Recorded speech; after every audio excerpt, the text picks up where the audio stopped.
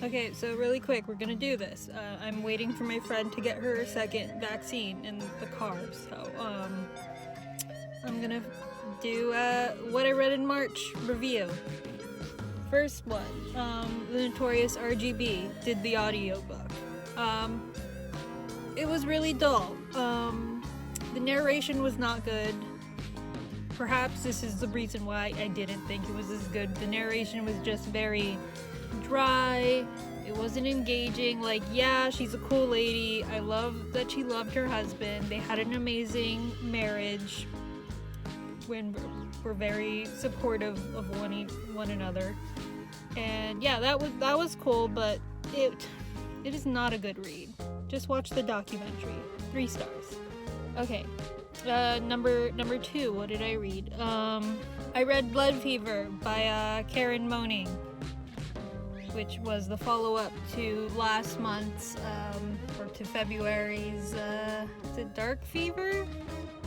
I don't fucking know. The Fever series, the one about fairies that I had problems with.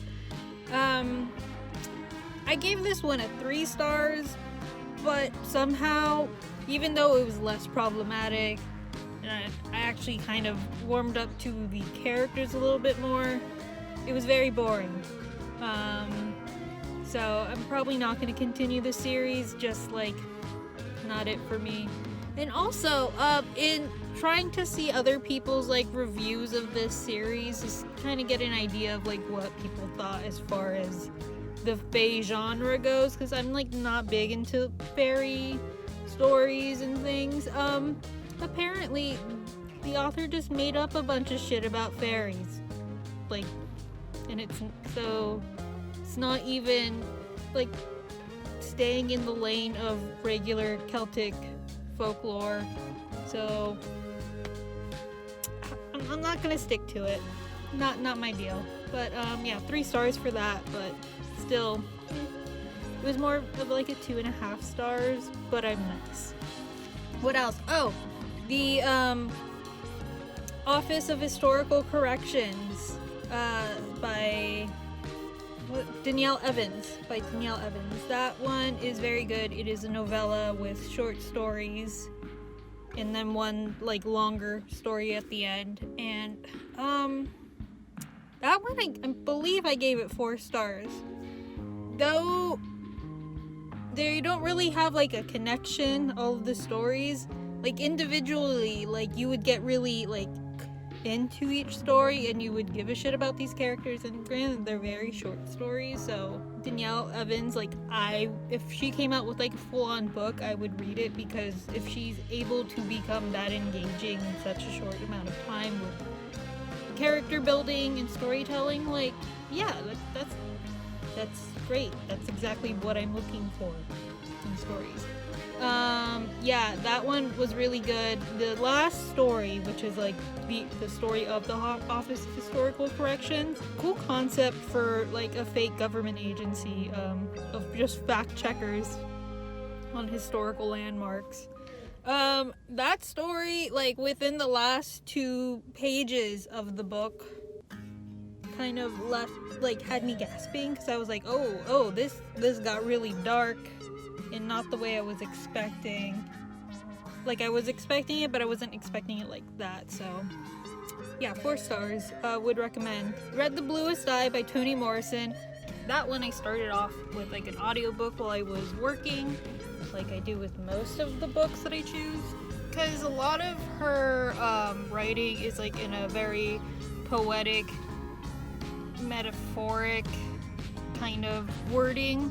I had to definitely do that one while I could actually like super pay attention, because there would be a lot that I'd miss.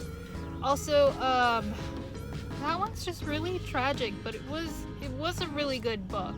Also, I did like that Toni Morrison narrated it herself. So, yeah, 4 stars for me, but definitely there are some trigger warnings there.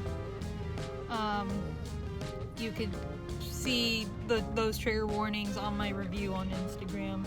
I'll also try and comment below in the description box. Okay, I also read Circe. I'm forgetting the author's name right now. Sorry. when I'm posting this, I haven't yet posted my review on Instagram. Yeah, that was really good. I'm a fucking simp when it comes to like Greek mythology and shit. Like, I eat that shit up like candy, because I love it. And so I'm surprised it took me this long to find this book, but it is about the goddess Circe, and you basically get to see the tales of all of these famous characters from Greek mythology from her perspective. So like stories that mention Circe, like you get to see her perspective in a very like human way, by the way. Like you get to like understand her emotions and her feelings and her reasonings behind things. I am a simp for the Odyssey, so it was cool getting her perspective on it. Also, Odysseus sucks, apparently, and yeah, I loved it. I think I gave it 5 stars. I might have given it 4, but it meant to be a 5. But yeah, really good. Would recommend. Very great spring read, because I don't know, mythology in spring, you know, groundbreaking. And lastly, I also read The Return of the King, the last book of the Lord of the Rings series. I'm not gonna lie, I didn't like it as much as both The Two Towers and The Fellowship of the Ring. I think because a lot of it is focused on the battle, the big ass battle, and not as much light as the other 2 books. This is definitely the darkest of the 3. And I do like that you get more of a perspective of how like Frodo was struggling after the destruction of the ring. Spoiler alert, it happens, if you didn't know. And you kind of see like why he basically has to leave with the elves, because how drained that whole experience had left him. So 4 stars from me, but still a good book.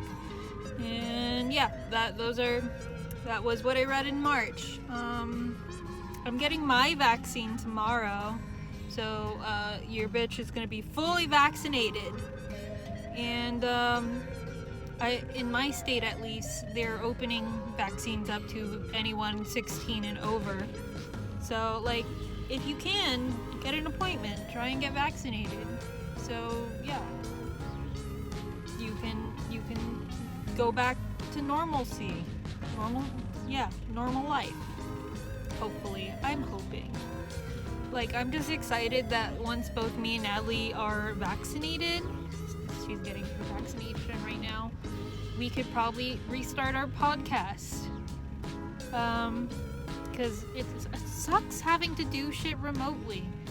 And since our friend Paul isn't like in our bubble because of what, like his work and stuff and just his life, it's gonna be nice to actually see each other in person and, you know, interact in person again. I miss people. Well, not everyone. I mostly hate people, but like I miss a select few.